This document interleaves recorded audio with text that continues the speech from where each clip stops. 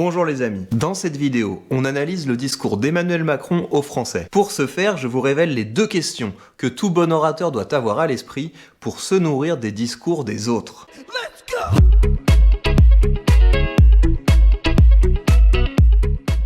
Quand vous écoutez un discours, vous devez tout d'abord vous demander mais qu'est-ce qu'il essaie de faire? Il s'agit donc d'identifier les objectifs de l'orateur. Est-ce qu'il essaie de me convaincre? Est-ce qu'il essaie de me vendre quelque chose? Est-ce qu'il essaie de m'apaiser? Il s'agit donc d'identifier les objectifs de l'orateur et puis par quoi ça passe? Quelle technique il utilise pour arriver à ses fins? Et deuxièmement, vous devez vous demander, et si j'étais à sa place, est-ce que je pourrais faire autrement? Est-ce que je pourrais faire mieux? Ces deux questions à l'esprit, venons-en au discours d'Emmanuel Macron. Le président commence son discours en condamnant les violences commises par certains manifestants. Les événements de ces dernières semaines dans l'Hexagone et Outre-mer ont profondément troublé la nation. Ils ont mêlé des revendications légitimes et un enchaînement de violences inadmissibles. Il poursuit en affirmant qu'il comprend la colère à l'origine du mouvement des Gilets jaunes. Mais au début de tout cela, je n'oublie pas qu'il y a une colère. Une indignation.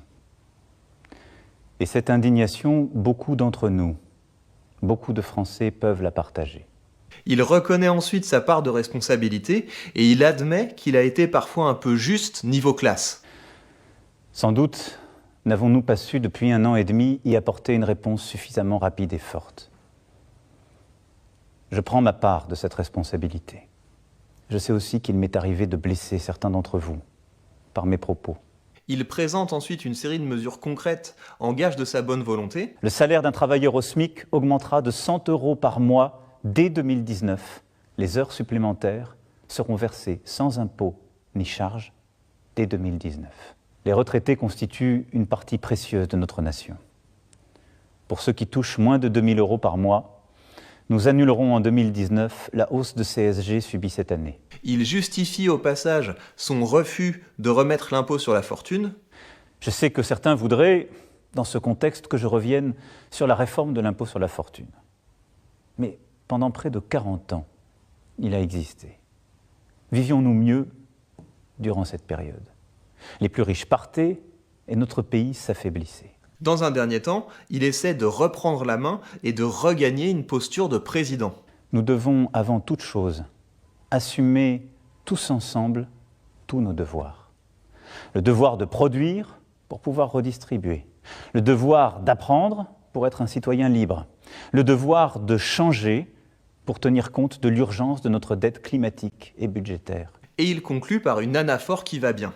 Mon seul souci, c'est vous. Mon seul combat, c'est pour vous. Notre seule bataille, c'est pour la France. Venons-en maintenant à l'analyse.